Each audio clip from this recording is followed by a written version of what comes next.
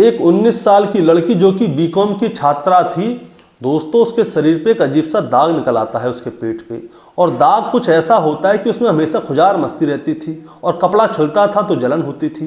धीरे धीरे करके वो दाग जो है बहुत बढ़ने लगता है, उसके पूरे पेट पे फैल जाता है, पेट से लेके उसके पैरों तक फैल जाता है।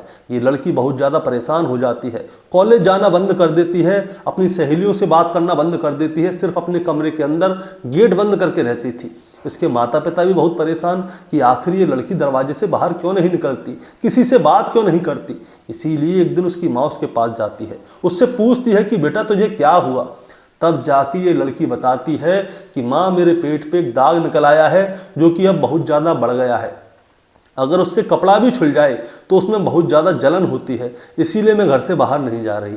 अब जैसे ही ये वाली बात उसकी माँ को पता चलती है तो उसकी माँ उससे कहती है कि बेटा तेरे शरीर पे ऐसा दाग निकल आया, तूने अब तक हमें बताया भी नहीं, चल तू ऐसा कर हमारे साथ डॉक्टर के पास चल। अब उसकी माँ उसे एक डॉक्टर के पास लेके जाती है, लेकिन डॉक्टर की दवाई का उसके ऊपर कोई भी असर नहीं पड़ता। वो कितनी भी दवाई खा ले लगा ले लेकिन कोई फर्क पड़ता नहीं था। लड़की एक दिन अपने घर पे थी, तभी उसकी एक सहेली उसके घर पे आती है। वो उससे पूछती है कि यार तू स्कूल कॉलेज क्यों नहीं आ रही, तू हमसे बात क्यों नहीं करती। तब ये लड़की उस लड़की को भी इस दाग के बारे में बताती है। तब उसकी सहेली उससे कहती है कि तू ऐसा कर, इस शख्स के पास जा। वो उसे एक लड़के का नंबर देती है, नाम बताती है और कहती है कि तू इसके पास जा, हो ना हो इसकी दवाई से तेरे दाग में असर जरूर पड़ेगा।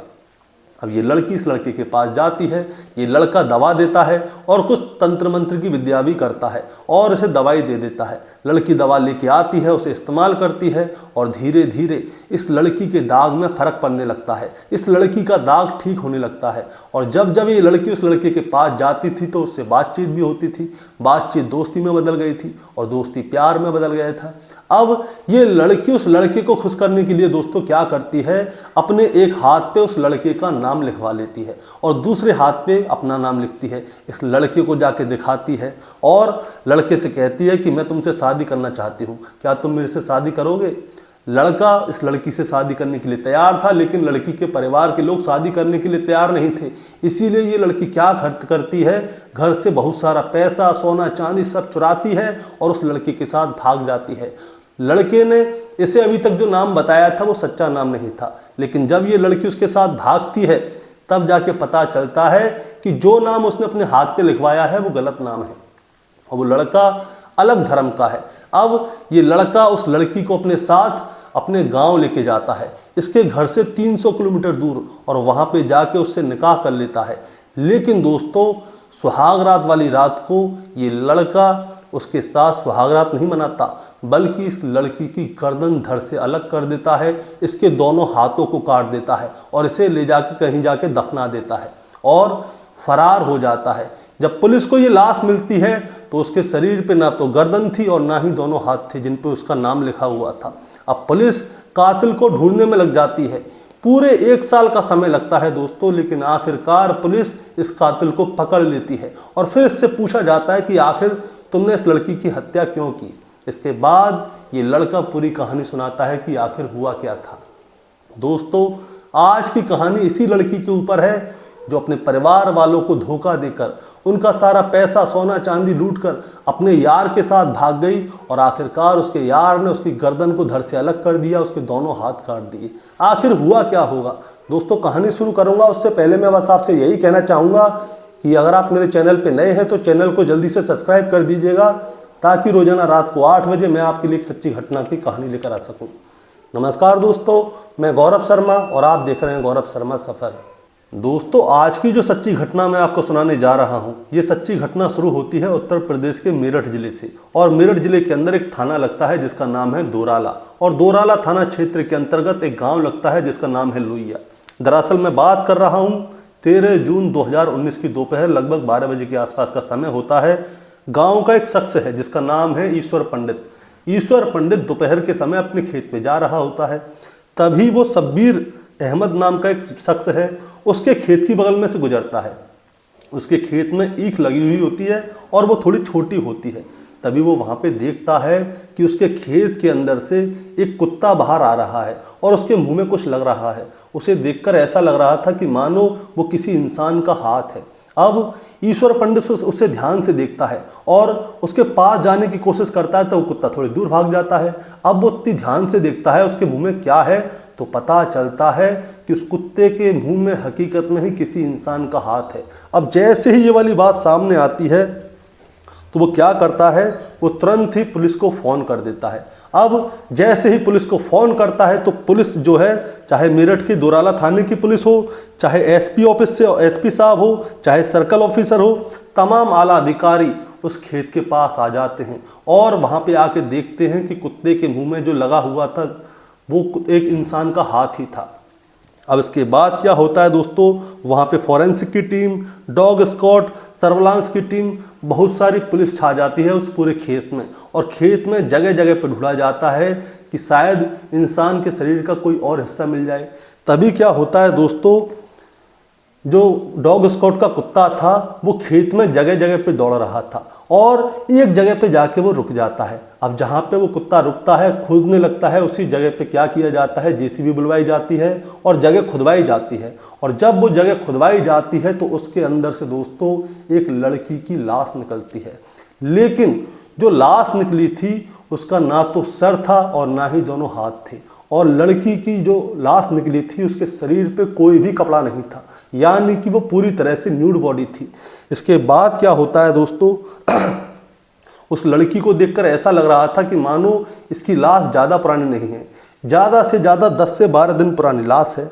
अब इसके बाद पुलिस वाले उस गांव में पूछते हैं, लोहिया गांव में, कि यहाँ से कोई लड़की गायब तो नहीं है, तो गांव में से कोई भी लड़की गायब नहीं थी। अब गांव के आसपास जितना एरिया था उन सभी गांव में पूछते हैं। मेरठ जिले के जितने थाने थे, उसके आसपास के जितने जिले थे, उन सब में उस लड़की के फ़ोटो सर्कुलेट करवा दिए जाते हैं। बताया जाता है कि 20-21 साल के आसपास की लड़की है, उसकी गर्दन कटी हुई है, दोनों हाथ कटे हुए हैं और ऐसे ऐसे करके कहीं पे पाई है। अब आसपास के सारे एरिया देख डाले दोस्तों, लेकिन कहीं पे भी कोई भी लड़की की गुमशुदगी की कोई रिपोर्ट नहीं लिखाई गई थी। अब पुलिस वाले पीछे नहीं हटते, वो ये जानना चाहते थे कि आखिर ये लाश कहाँ से आई है, किसकी है, कौन है आखिर ये लड़की। लेकिन पुलिस के हाथ में कोई भी सबूत नहीं लग रहा था। मैं आपको बताना चाहूँगा कि ये लड़की के शरीर का जो हाथ पाया था वो जून में पाया था, लेकिन चाहे जुलाई आ जाए, अगस्त आ जाए, सितंबर आ जाए, अक्टूबर आ जाए, ऐसे करते करते पूरी साल बीत गई, लेकिन पुलिस के हाथ में कोई भी सबूत नहीं आया। लेकिन पुलिस की एक टीम इस लड़की के बॉडी जो मिली थी इसके केस पे लगी हुई थी, इसके हत्यार को ढूंढने में लगी हुई थी। पूरी 1 साल बीत जाती है दोस्तों।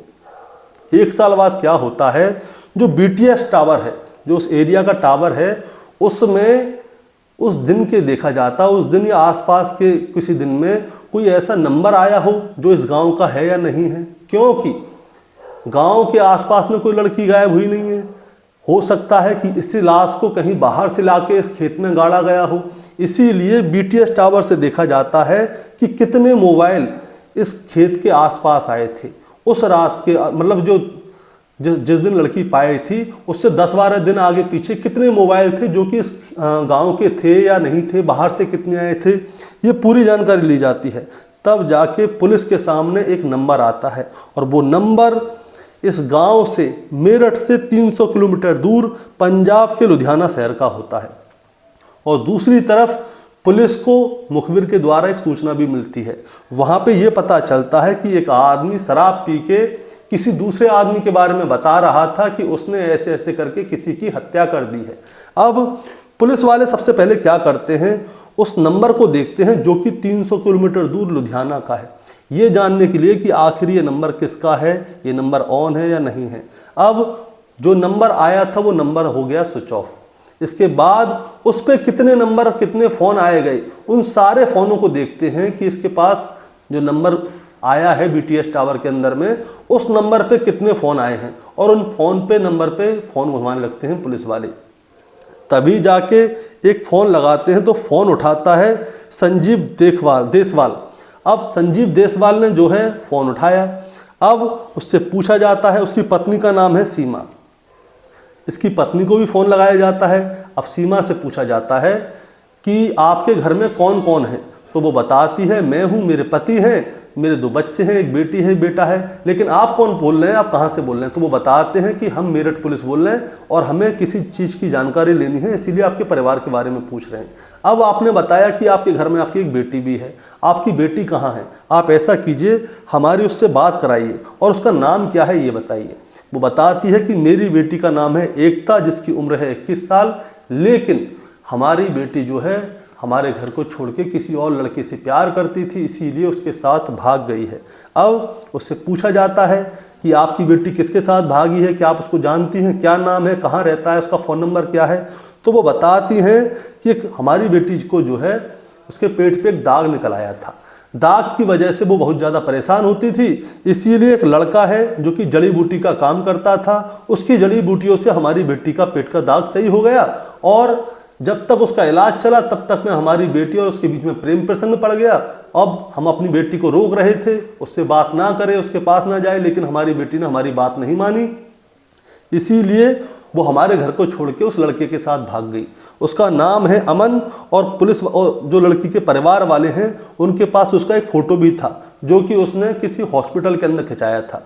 उसका नाम और उस लड़के का कार्ड इनके परिवार वालों के पास पड़ा हुआ था, इसलिए ये कार्ड भी पुलिस वालों को दे देते हैं, उसका फ़ोटो भी दे देते हैं। अब क्या होता है दोस्तों, इस लड़के के बारे में जानकारी ली जाती है। पहले तो लुधियाना शहर में जानकारी ली जाती है, इसके बाद में जहाँ पे उस लड़की की लाश पाई थी उस गांव में जाते हैं, यानी कि लोहिया गांव में, और वहाँ पे जाके इस लड़के के फ़ोटो को दिखाते हैं और फिर पूछते हैं कि क्या ये लड़का इसी गांव का है। तो गांव के लोग जैसे ही देखते हैं सुई उसे देखकर पहचान जाते हैं कि हाँ ये तो इसी गांव का है। तो पुलिस वाले बोलते हैं कि इसका नाम अमन है, ये पहले लुधियाना में काम करता था और ये यहाँ पे कहाँ पे रहता है। तो गांव वाले बताते हैं साहब इसका नाम अमन नहीं है बल्कि साकेब है, इसके बाप का नाम है मुस्तकीम और ये इसी गाँव का है। अब पुलिस वाले इस लड़के के बारे में पूरी जानकारी लेते हैं और ये लड़का कहाँ मिलेगा ये भी जानकारी लेते हैं, इसका नंबर भी मिल जाता है। इसके बाद पता चलता है कि ये लड़का जो है पहले लुधियाना में कपड़े की फेरी लगाता था और जड़ी बूटी और तंत्र मंत्र करने का काम भी करता था। अब पुलिस को इस लड़के के बारे में पूरी जानकारी मिल गई थी और इसका करंट मोबाइल नंबर भी मिल गया था। इसके बाद पुलिस वालों ने क्या किया, जाल बिछाया और जाल बिछा के जैसे तैसे करके इस लड़के को गिरफ्तार कर लिया। अब जब पुलिस वाले इस लड़के को गिरफ्तार करके जा रहे थे तभी ये लड़का क्या करता है दोस्तों, इससे मिल जाता है मौका, एक पुलिस वाले की बंदूक छिनाता है और पुलिस के ऊपर तानता है और वहाँ से जैसे तैसे करके भाग जाता है। पुलिस इसको गिरफ्तार करने की कोशिश करती है लेकिन ये पुलिस के हत्थों से निकल जाता है। इसके बाद क्या होता है दोस्तों, पुलिस वाले इस लड़के को दोबारा से गिरफ्तार करने के लिए एक सिवाया गाँव है वहाँ पे जाल बिछाते हैं और वहाँ पे जाके इस लड़के को जैसे तैसे गिरफ्तार करना चाहते थे लेकिन ये पुलिस के ऊपर फायर करता है तो पुलिस इसके ऊपर दोबारा से फायर करती है तो इसके पैर में 2 गोली लगती हैं। अब इससे पहले तो हॉस्पिटल में ले जाके इसका इलाज कराया जाता है, उसके बाद इससे पूछा जाता है कि बताओ तुमने एकता के साथ क्या किया। तब जाके दोस्तों ये लड़का पूरी कहानी शुरू से लेकर आखिर तक सुनाता है कि आखिर हुआ क्या था। दरअसल ये लड़का अपने घर से काम करने के लिए गया था, लोहिया गांव से काम करने के लिए 300 किलोमीटर दूर पंजाब के लुधियाना में जाता है। वहाँ पे जाके ये कपड़ों की फेरी लगाता था और साथ में ही जड़ी बूटी का भी काम करता था और तंत्र मंत्र का काम भी करता था। अब इसके बाद क्या होता है, जब ये जड़ी बूटी का काम करता था तभी वो लड़की आ जाती है इसके पास, उसके पेट पे दाग होता है। अब दाग होता है तो ये उसका इलाज करता है, इलाज करने में उसका दाग तो सही हो जाता है लेकिन ये लड़का उसे अपने प्रेम जाल में फंसा लेता है और प्रेम जाल में फंसाते समय उन दोनों के बीच में प्यार हो जाता है। इसीलिए वो लड़की क्या करती है, एक हाथ पे अमन और दूसरे हाथ पे अपना नाम लिख लेती है एकता, क्योंकि इसने अपना जो नाम बताया हुआ था वो बताया था अमन और इसका एक कार्ड भी था। ये कार्ड के थ्रू ही लड़की उसके पास गई थी और उसी कार्ड के थ्रू पुलिस वाले भी उसके पास गए थे। अब इन दोनों के बीच में प्रेम प्रसंग बहुत बन जाता है। अब अमन और एकता एक दूसरे से प्यार करने लगते थे। एकता ने ये वाली बात अपने परिवार वालों को बताई, एकता के परिवार वाले उसे रोकते हैं टोकते हैं लेकिन एकता नहीं मानती।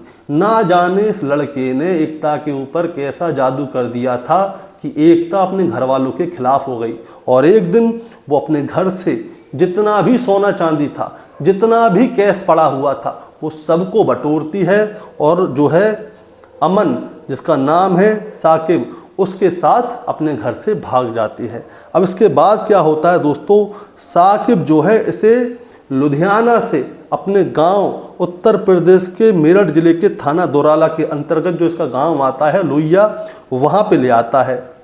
जो तारीख थी 5 मई 2019, 5 मई 2019 को ये अपने गांव आता है, लेकिन ये उसे अपने घर पे नहीं लेके जाता, ये कहीं और एक कमरा ले लेता है। वहां पे इस लड़की को, एकता को अपने साथ रखता है। अब इसके बाद क्या होता है, इसके बाद इसके परिवार वालों को पता चल जाता है कि साकिब एक लड़की के साथ यहाँ पे इसी गांव में कहीं पे रह रहा है। इसीलिए इस लड़के के घर वाले क्या है, साकिब के पास जाते हैं और उससे कहते हैं कि तुम यहाँ पे क्यों रह रहे हो, तुम्हें हमारे साथ हमारे घर पे रहना चाहिए। क्योंकि ईद का पर्व आ गया था, तारीख थी 14 मई 2019। 14 मई 2019 को इन लोगों ने बोला कि तुम दोनों को निकाह कर लेना चाहिए और निकाह के बाद तुम दोनों हमारे घर पे ही रहो। अब जैसे ही निकाह वाली बात सामने आती है तो एकता बहुत ज़्यादा खुश हो जाती है कि चलो अब मैं जिससे प्यार करती थी, जिसके लिए अपने परिवार वालों को छोड़ के आई, जिसके लिए अपना सोना चांदी सारे पैसों को चुरा के लाई, उस लड़के के साथ आखिरकार उसका निकाह हो रहा है। इसके बाद क्या होता है दोस्तों, चांद रात वाला दिन था और चांद रात वाले दिन ही इनका निकाह होना था। लेकिन रात को अचानक क्या होता है दोस्तों, साकिब के परिवार के सारे लोग मिल जाते हैं और एकता को एक कोल्ड ड्रिंक पिलाते हैं और उस कोल्ड ड्रिंक के अंदर एक नशीला पदार्थ होता है। और जैसे ही एकता उस नशीले पदार्थ को पीती है, तुरंत ही वो बेहोश हो जाती है। और फिर साकिब और उसके परिवार के लोग और उसका एक दोस्त, ये सब लोग क्या करते हैं, एकता को उठाते हैं और जंगल के रास्ते जो खेत था ईख का, उसके पास लेके जाते हैं। इनके पास एक फावड़ा, एक बलकटी ये भी होते हैं। अब एकता का जो है ये सारे कपड़ों को उतार देते हैं। सबसे पहले उसकी गर्दन काटते हैं, फिर उसके दोनों हाथ काटते हैं जिस पे नाम लिखा हुआ था अमन और एकता। उन दोनों हाथों को काटते हैं, फिर खेत के अंदर गड्ढा खोदते हैं, उसके अंदर उसकी लाश को बिना कपड़ों के ऐसे ही दफना देते हैं और उसकी गर्दन को कहीं और फेंकते हैं और दोनों हाथों को कहीं और फेंक देते हैं। इसके बाद ये लोग जो है निकल जाते हैं। ये रात थी 14 मई 2019 की। अब इसके बाद क्या होता है दोस्तों, उसके बाद कुछ दिन बाद जो ईश्वर पंडित है वो उसी खेत की बगल में से गुजर रहा था और जब उसकी खेत की बगल में से गुजरता है तो वो देखता है कि एक कुत्ता है, कुत्ते के मुंह में किसी इंसान का हाथ है। वो तुरंत पुलिस को फ़ोन करता है और फिर इसके बाद पुलिस वहाँ पे आती है, वहाँ पे ढूंढती है तो एकता की बॉडी मिलती है, लेकिन उसका सर और दूसरा हाथ नहीं मिलता। वो शायद कोई जानवर खा गए, क्या खा गए पता नहीं, क्योंकि पुलिस ने बहुत ढूंढा, किसी को कुछ नहीं मिला। साकिब ने भी बता दिया कि मैंने तो ऐसे ही खेत में फेंक दिया था, अब वो कहाँ है कहाँ नहीं है।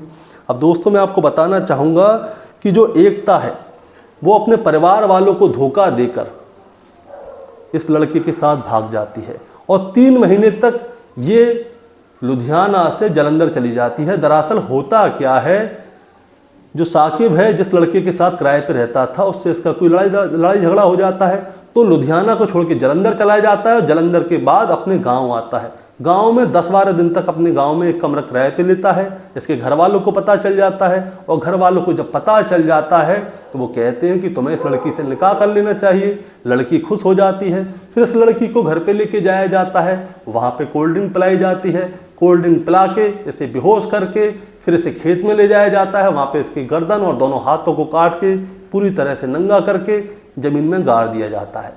दोस्तों जैसे तैसे करके पुलिस ने साकिब को गिरफ्तार कर लिया। फिर साकिब ने पूरी कहानी सुनाई। कहानी सुनाने के बाद इसके परिवार के लोगों को गिरफ्तार कर लिया जाता है। FIR दर्ज होती है जिसमें इसके पिता मुस्तकिम, भाई मुशर्रफ, भाभी रेशमा, पत्नी नावेद और एक दोस्त रमजान और 1-2 लोग और थे।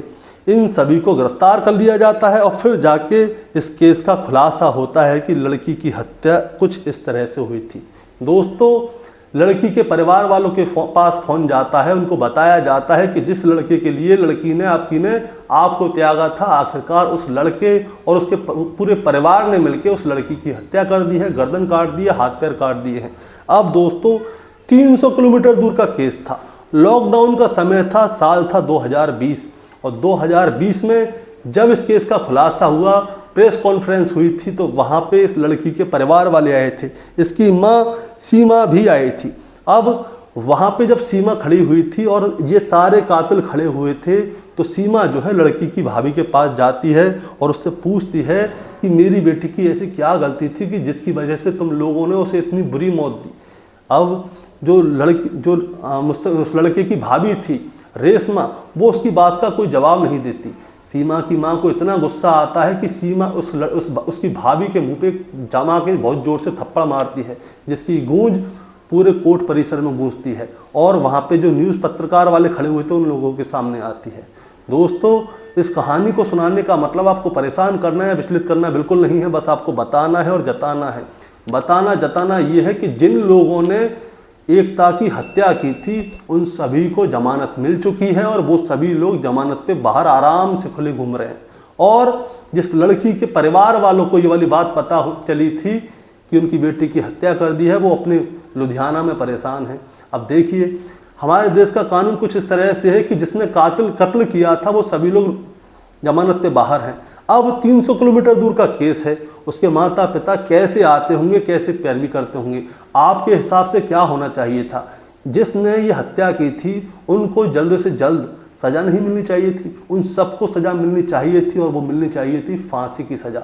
और लेकिन वो आज जमानत लेके खुलेआम डोल रहे हैं। आपका क्या कहना है दोस्तों इस कहानी के बारे में? आप जरा हमें कमेंट में बताएं। चैनल पे नए हैं तो सब्सक्राइब करके जाएं ताकि रोजाना रात को 8 बजे मैं आपके लिए एक सच्ची घटना की कहानी लेकर आ सकूं। नमस्कार।